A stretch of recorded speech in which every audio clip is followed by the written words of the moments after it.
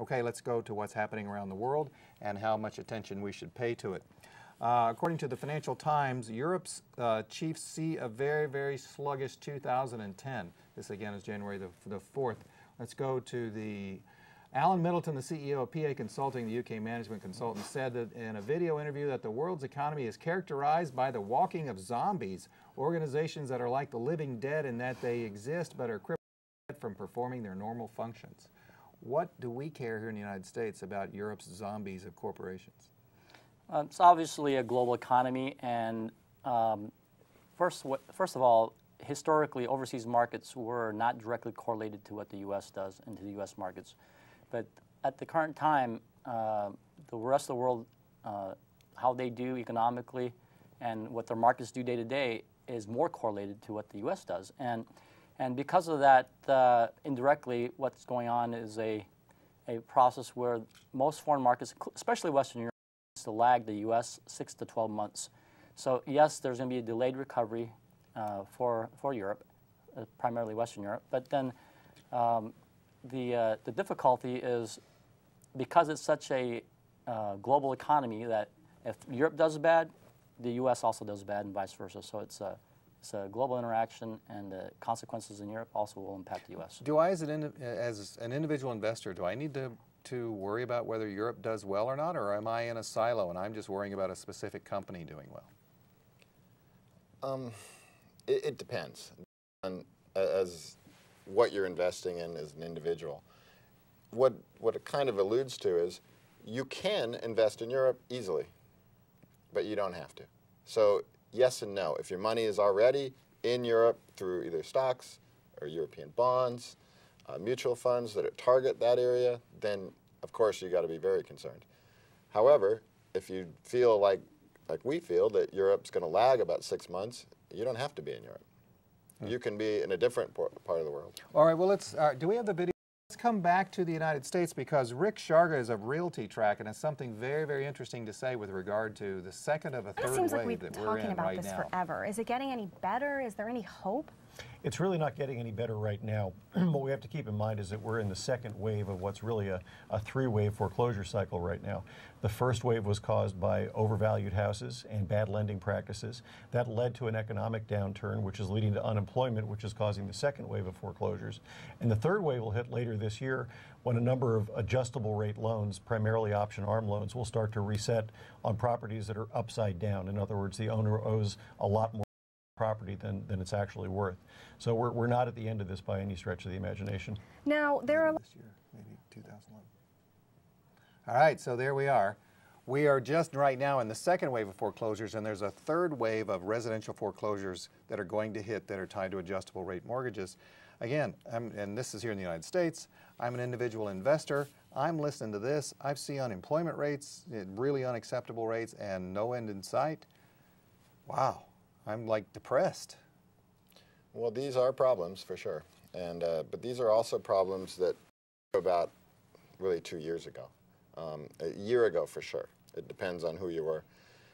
When you hit a major crisis like we did, you don't just come out of it right away.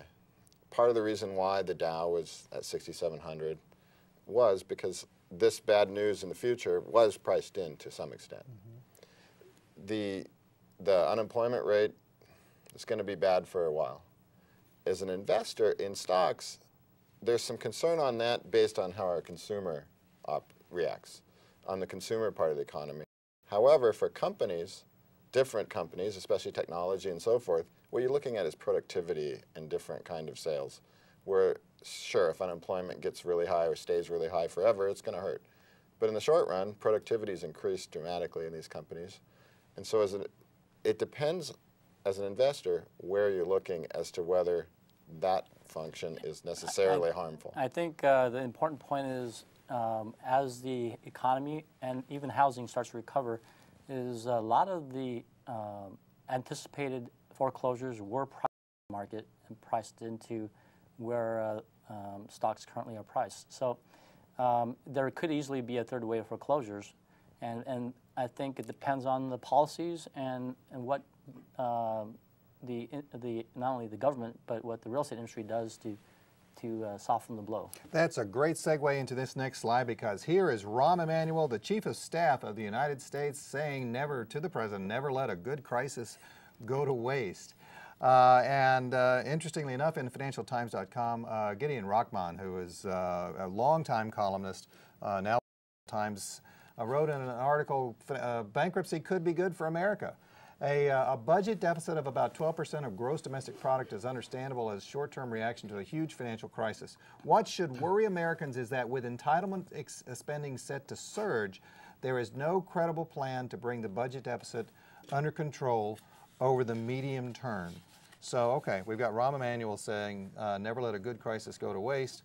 We've got this gentleman saying, hey, just go ahead and let it go bankrupt. Yeah, well, is that good? Well, large deficits in itself, for the current 12%, is you have to look in perspective of the absolute and the relative. Relative to history, you don't want 12% or large deficits ongoing, but in the short term, it's not necessarily detrimental. It's historically been worse, and yeah, but you ultimately, at some point in time, you got to pay them. Yes. So you have to have action. When are we going to do that? You have to have policy and action to. Your grandchildren are going to pay for my deficits. Is that right? Well, yes. it depends. I mean, to the government's, I mean, a little caveat, I'm going to protect them a little on this one. Lowering the deficit, you do that after we're out of the crisis. What you just stated before, over 10% unemployment, a third wave of foreclosures, that's fact. That means we're not completely out of the crisis. If you go ahead and start cutting the budget now, you're basically going back and making the same mistakes that we made during the Depression in like 1937. And Bernanke he studied this, so that's one thing to his credit. So we don't cut spending now, we leave spending high? Mm-hmm. What's happened is you're spending by individuals and corporations, as corporations have reined in their spending, and of course individuals, we've reined in our spending. Somebody has to make that up in a crisis situation, okay? And there's only one entity that can do that, and that's government. Well, here's what they've done in China with their stimulus. We have a great big huge stimulus package, but in China, on a percentage basis, they have even a bigger one. And China will likely spend the full amount of its stimulus.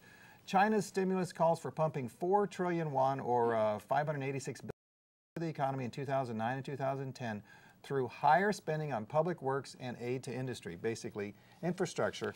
They're going to be building, well, they already have built the world's fastest train, and they're going to be building 183 new airports. And yet we have spent just a tiny amount of the stimulus that has been enabled. Sure. And then with the TARP money is going right into banks to prop up their capital, right? Correct. And as Eric said, what's important is not to pull back spending, because you really have to kickstart the economy just like it was intended. And really where it needs to be going is job growth. The unemployment is due to jobs that were cut and that are not coming back.